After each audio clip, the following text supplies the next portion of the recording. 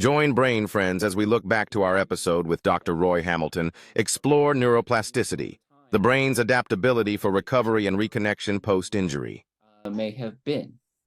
And so, again, brains are super plastic. That's their fundamental quality.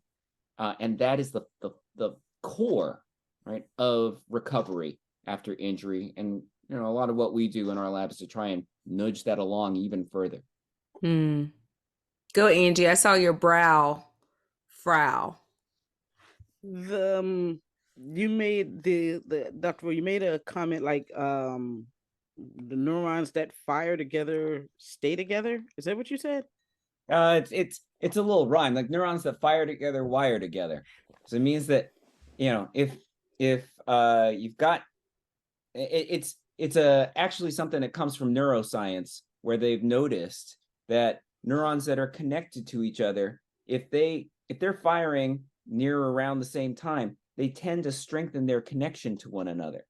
But you can think of that more broadly in terms of patterns of brain activity, that if you're, when your brain is injured, if it starts to reorganize how it does something it used to do with the part of the brain that was injured, right? If it starts to reorganize its activities, well, if that becomes its new habit, right, then that becomes a kind of new, the new normal, if you will, right? The new organization by which the brain accomplishes those tasks, because those brain areas have started to fire together. They've started to, again, sort of strengthen their connections and as we say in science, wire together. All right. So if you injure a part, the new ones fire around where the damage was, and that gets where the strengthening happens, and then it gets reconnected. Well, it can, but that's not always what happens. Let's take a kind of concrete example. Okay. So let's take strokes that give rise to aphasia, for example.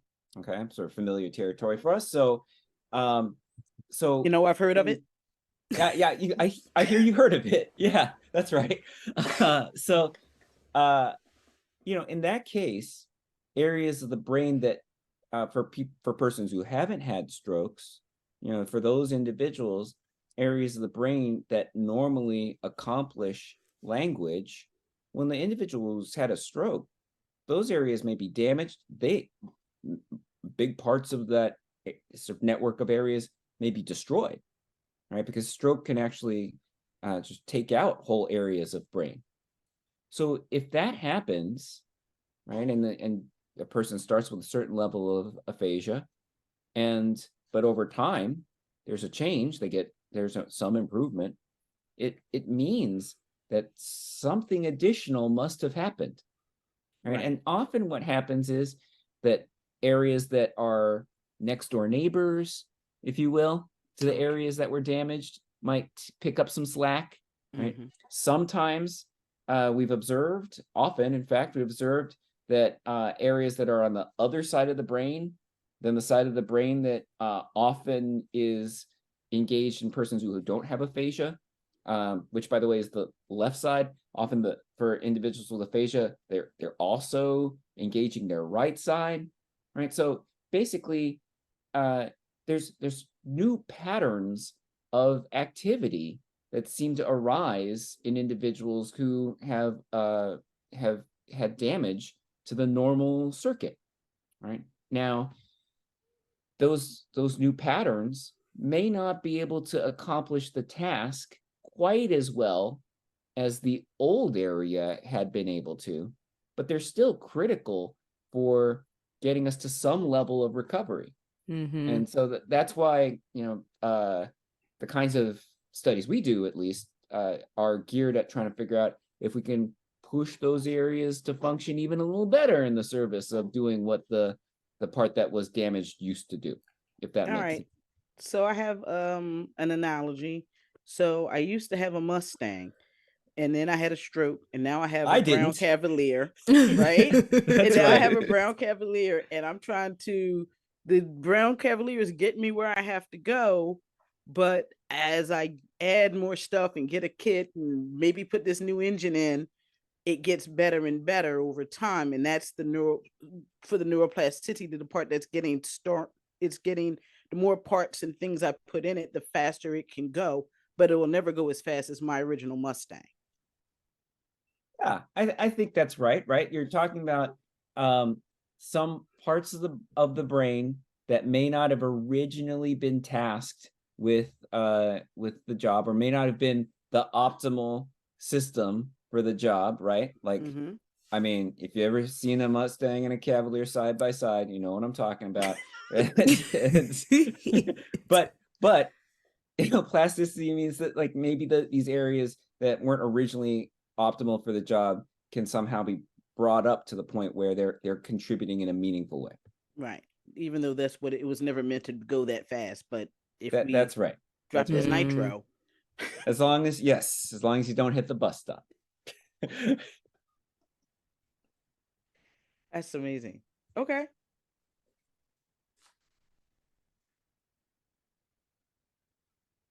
So, Angie, you had a question that I that I wanted to like follow up with. Okay. Is it the all right, well, this is where we do the editing, Dr. Wood, just so you know. Okay. So I want you to ask the right. does neuroplasticity stop working? Like, so then, does that mean now?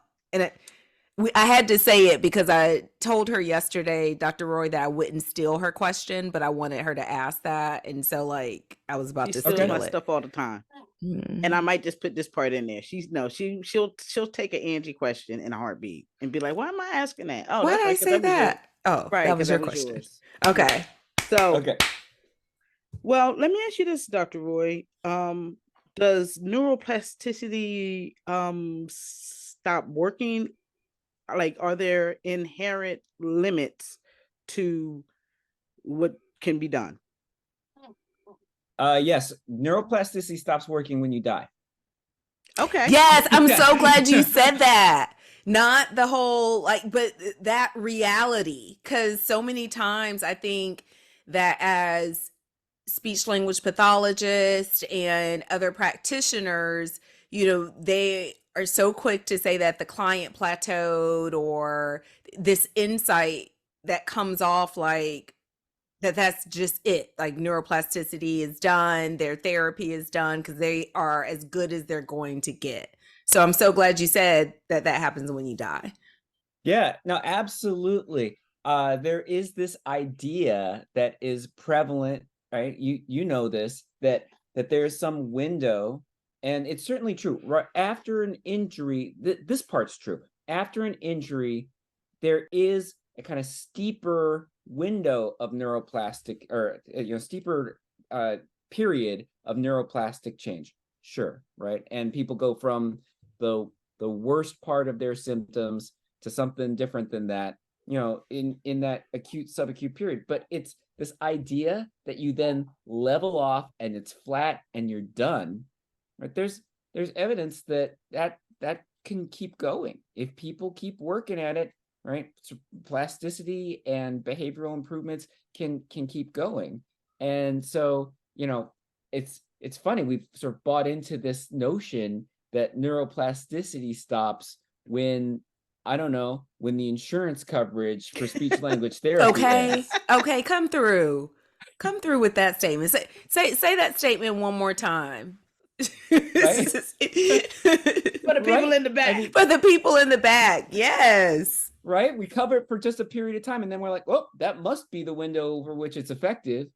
I mean, no, we shouldn't let insurance companies tell us when neuroplasticity ends. Right. But this is where I think I lucked out, because I availed myself to research, and I went and I got so much better in my rate of speech, and it made such a huge difference. But this is why you have to let people know that there is things that you can do after you get out that office. But Right. you have to take the responsibility. You have to know that it's available. And I'm of the thinking that people would be more responsible to do it if they knew it was available. Right. Yeah. You know, That's right. because how do you let people know, and also let people know it's safe? Mm-hmm. Mm-hmm. You know, because the Black community has a little we ain't that trusting with the research folk. We ain't got, it hasn't always worked out in our favor. So, you know. Yeah. It often has not. But I think some of that too, you know, Dr. Roy, you talk about a lot of the work that you do in your lab. Do you think the diversity in your lab, even if it is just you, helps to ease some of that trust? Because when, you know, you're going in and you're about to start these studies and the individuals see you. Absolutely. I mean, first of all, if you think it's just me, you got to go to my website. Right. I mean, we have a really diverse group. And I think that, I mean, that first of all, let's take a page out of the clinic and what we know about clinical environments, because there's very good evidence that when there is greater diversity in clinical environments, when people can actually see people who, you know, remind them of themselves, that engenders greater trust more readily, right? It puts people at ease. And so to have an environment like that, you know, that people know that, well, they may not know it the first time before they arrive, but they know when they arrive that they're not just entering a space that's going to be homogeneous and completely unlike them. I think that's really, really valuable. And it's part of what makes it important that the field of research in aphasia, the field of research in brain injury, that it be more diverse, right? Because you can't actually fulfill your health equity goals with respect to research, or maybe you can, but it would certainly be much harder Mm-hmm. if you didn't have any representation in the team itself. Yeah. Well, the other thing that I wanted, you know, you had mentioned insurance dollars and also speech language pathologist, and you know, do you have any tips for practitioners working in neurorehabilitation? And when I say practitioners, especially because we're talking about aphasia, I'm specifically thinking speech language pathologists, but we know we have listeners of all rehabilitative disciplines. So just, you know, any tips that you have for practitioners working in neurorehabilitation? Yeah. So can I tell you my first thought about this question? Yeah. Which is, Sure. okay, I'm a neurologist and I'm a researcher, and you're going to ask me to give tips to practitioners in neurorehabilitation, right? Like, I'm like, why are you going to Science ask me to, implementation. why are you going to ask me to mansplain something to people that I'm not actually that person? Like, so okay, all right, well, If you insist. if you insist, but I'm going to turn it on its head a little bit. So the first thing I'm going to say is, to teach back, right? People often don't think this way, but to teach back to those other clinicians who are part of the chain in terms of, you know, where patients come from who require neurorehabilitation. And I realize you know, when one says teach, you might be thinking about teaching the patient. In this particular context, I'm talking about my colleagues.